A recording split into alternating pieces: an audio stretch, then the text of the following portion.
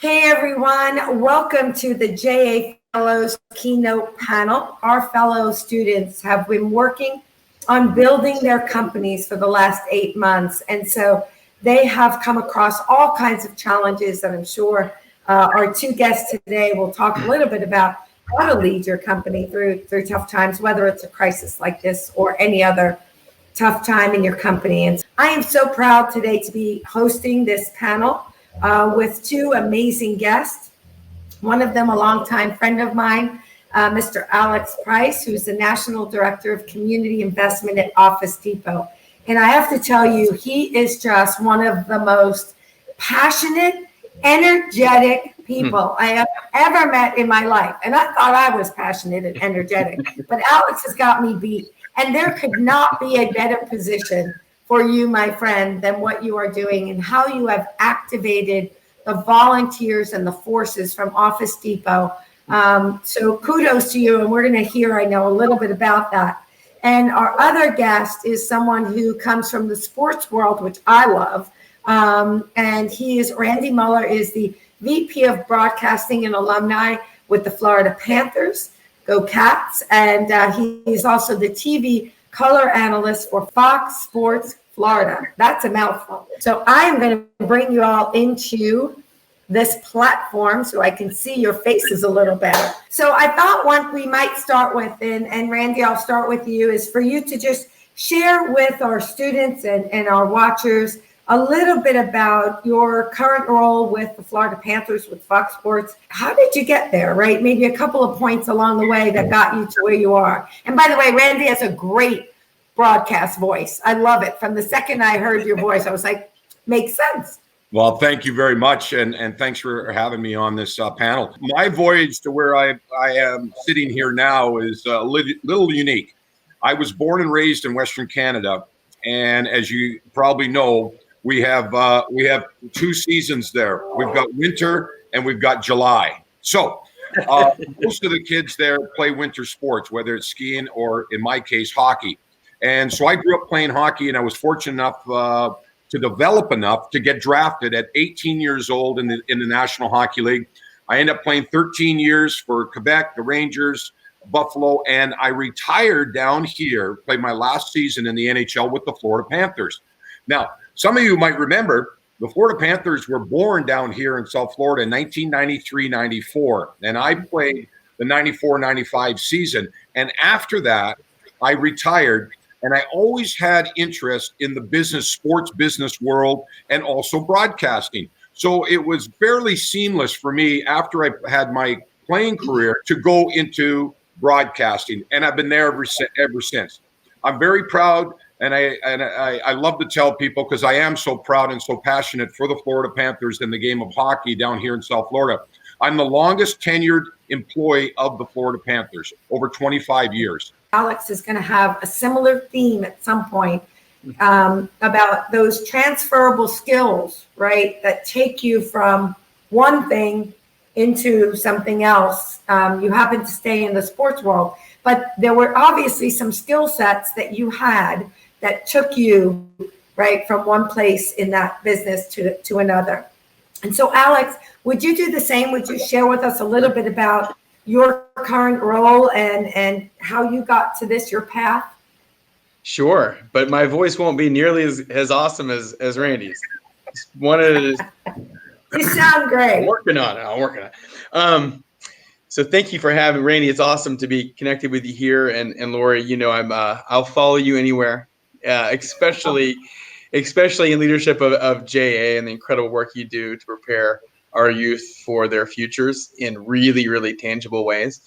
So I'm a Florida kid, born and raised, Florida State guy by my undergrad, and I did my work there was in communication, and actually spent a couple years, my final years there, in documentary film and storytelling. Kind of thought my whole career would be doing that in the advertising world up in New York City. Figured that'll be my track, and I'll do that for 30 or 40 years, and moved up to New York City, got a job at one of the big ad agencies, thought this will be sort of my thing, you know, selling deodorant and toothbrushes and things like that. Like a lot of people in life, you kind of sometimes have a little moment that kind of everything changes on a dime.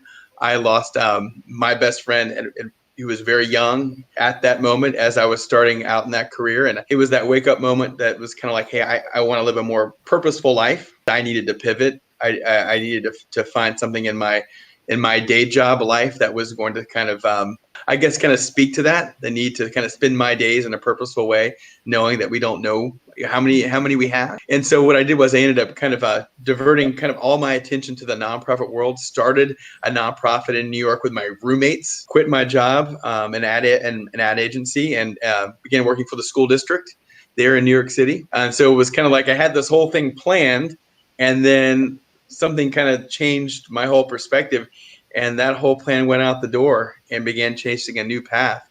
Eventually, because I met an awesome girl down there that was a South Florida girl, she brought me back down to Florida, and that's when I began my corporate philanthropy career here. I was able to kind of bring the storytelling part from my education and early job work and bring the cause element and bring those two things together, and spent now 3 wonderful years at Office Depot. Yeah, like you said, I think 2 things: when you bring things from past lives and past educational experiences, become very relevant, but sometimes in ways you never expect. I think we're going through some really interesting times. I hate to use the word challenging, even though sometimes they are, but I also think that with every challenge, there's opportunity. And I choose to believe that and face each day to say, what am I supposed to learn through this? And so my question to you, and Alex, I'll start with you again. How are you leading and motivating and inspiring these people through this time that we're going through today? I remember it was in December with my department, where the community investment philanthropy department at Office Depot. We had this big offsite retreat. 2020 was going to be the year where we were going to do all these things, and we mapped it out, and we had a PowerPoint that described all 12 months and all these things. And it was like, great, we've kind of done all the planning. Now we just execute it. The year, we pretty much know exactly how it will go. We got the dollars, we got the plans, and it was like, wow, boy, we just did this right. We're kind of on autopilot. This would be fantastic. And wow, I think back and I'm like, it was a throw that what was a pretty good plan completely aside when the world really changed on a dime somewhere in February. I'll say from a personal side, there were some weeks where I really struggled. I'm a people guy. I love going to the office. I love going to the events. I love going to your events. And I went through just a time where I was pretty blue for a while. Those initial weeks, faking it, but really having a difficult time generating that energy inside. But knowing you need to do a couple things. One, we needed to be really okay with putting that plan that we were so emotionally invested with, not just on pause, but really kind of like that was no longer going to be relevant now. And decisions we were going to make towards dollars and programs, we needed to really emotionally detach from our plans and to pivot our programs, but also needed to pivot my mindset. And I needed to kind of go through my own process there. At the same time, as a leader, knowing I needed to kind of project positivity, because all this can be very contagious. People are already going through so much heaviness emotionally in leadership and management. You have that added burden of knowing that kind of your demeanor and what you bring, how you show up is really going to impact others. And so even when I'm going through my own sort of emotional struggles of the changing world, knowing I needed to show up at least at work and with my own family, projecting the best I could in terms of positivity, but also being real with them and saying, hey, I don't know exactly what this future looks like. No one does. Not to project false kind of knowledge or confidence, being transparent enough to say to my team, and I don't know what we don't know. I'm going to share everything that I know as I learn it from management and from the outside, and just saying, hey, this is a year. We don't know, perhaps next year, and we don't know what the following years will be, but this year is really going to be about supporting our community and our partners, keeping our commitments to them, but in a way that specifically speaks to how they're hurting in this new environment. I love the part of the authenticity. As leaders, sometimes we don't want them to think we're scared or vulnerable or any of that. But I think I'm so open with my team. I tell them we're going day by day sometimes, and being authentic with them, but showing up at least positively and giving them hope, right? And then communication communication, of course, so important. Randy, what are the Panthers, with the alumni, how are you all leading through this crisis? You talk about things pivoting and going in different directions. It was the middle of March. I was with the team. We had just played in St. Louis. We broadcast the game. The team won. We flew to Dallas. We had a day off in Dallas. And all of a sudden, within days of this horrible virus that was capturing our country and the world, you talk about how quick. I remember being on a conference call. I got up the one morning. It was that Thursday morning, preparing to broadcast the game. And the game was supposed to be at 7:00 that night. And it was canceled. The season was postponed. And the team, including us broadcasters, were on a plane at 3:00 back to South Florida. So we were going from looking at camera angles and storylines for the game at a meeting at 9:30 in the morning to me having a conference call at 10:30, and we're on the plane at 3:00 going back home, and the season is postponed. You talk about having to face adversity, but very quickly, and our organization is a lot like Alex's in that we're very community involved. We had lots of conference calls, leadership, the executive team that runs the Florida Panthers and the BB&T Center. Okay, we're on pause right now. What are we going to do? So we prioritized making sure we kept in contact, in touch points with our fans and our partners in our business, number one. But more importantly, number two was we started developing plans how we can, in our own way, be able to help our community during this crisis. And we've done numerous things behind the scenes. We've offered our building. We've offered some of the assets that we have.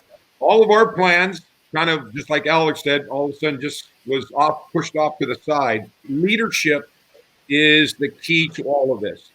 And it doesn't mean that you have to be a leader of your company. It doesn't have to be a leader of your team. Leadership is a combination of confidence, work ethic, communication, and experience. And that's where leadership comes. And I think in these trying times right now, it doesn't matter how old you are or what background you come from or what position you're in right now. What we all have to seek is inner leadership in order to get through this, not only emotionally, but physically. This really gave us an opportunity to take a step back and really analyze our business and what we do as a business and as a community partner. And where do we want to come out of this? And where do we want to be in 6 months to a year? If that's one positive that you can take out of this crisis, is it's given everybody a chance to reflect and also to plan ahead on really what are the important things. Randy, I'll start with you. What is the main ingredient to your success as a leader that you would share with these students and with others? If I was talking to myself as a 17-year-old, I would say to myself that we're all individuals. And I think the biggest thing is to develop your own personality and have the confidence and the knowledge and use the classes and the education that is provided for you, that is reachable for you, and how you can make a difference in this world. Set goals and how you go about achieving those goals using the assets that you have, and expand your knowledge, learn new skills as you go through. That's how you develop the confidence to be a leader, and a leader in yourself and what you can contribute to the community and the business that you're a part of. Absolutely. Absolutely. I love it. Alex. I knew you might ask this, so I gave it some thought, and was really one, especially as students. I know many of these students will be going on to post-secondary education and other vocational opportunities, and a whole new world's opening up for them. And one of the things that I would encourage each of our listeners to consider is to taking on responsibilities that they would reflect on right now and say that's above my level. That's above my pay grade at this time. That leadership position, that role that I could volunteer for, or that position that I could apply for that is out of my reach. Go for that thing that's the one level above where you think you are. And don't be afraid to fail. Don't be afraid to succeed either. You will surprise yourself on how you can rise to certain levels. Growth, for better or for worse, only happens when you're uncomfortable.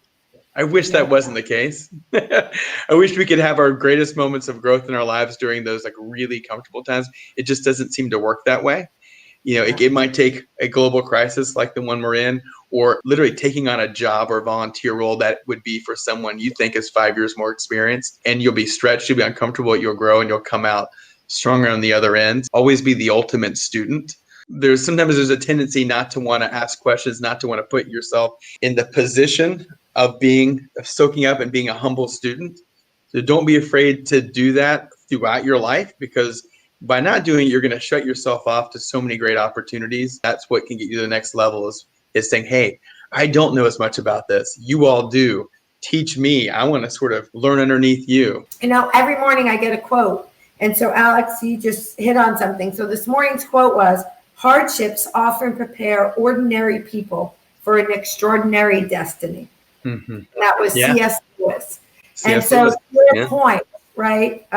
This is when we learn the most about ourselves, about our companies, about our teammates, about our friends, our family. And so for those young people watching, take this opportunity to learn and grow.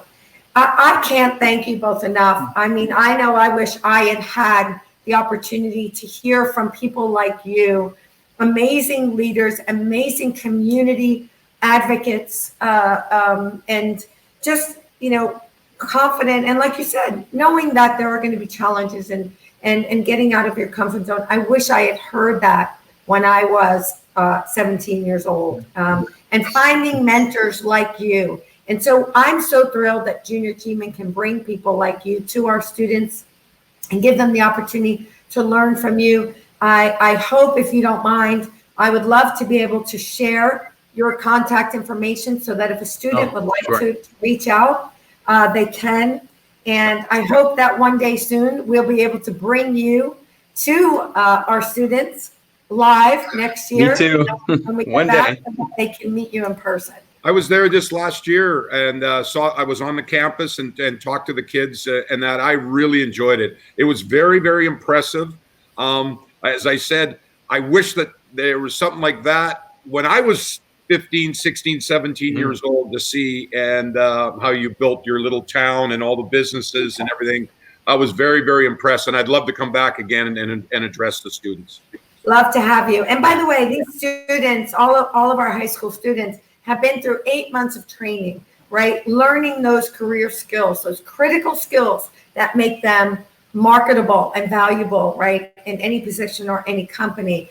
And so at the end of these programs, we put kids into internships. We know they are go-getters and they're set up for success. Well, thank you. So thank you both. And please stay well. Take care of yourselves, your families, your teammates. And thank you for taking care of the community. Thank you. Thanks for having us. It was a lot of fun. Thank you, everyone.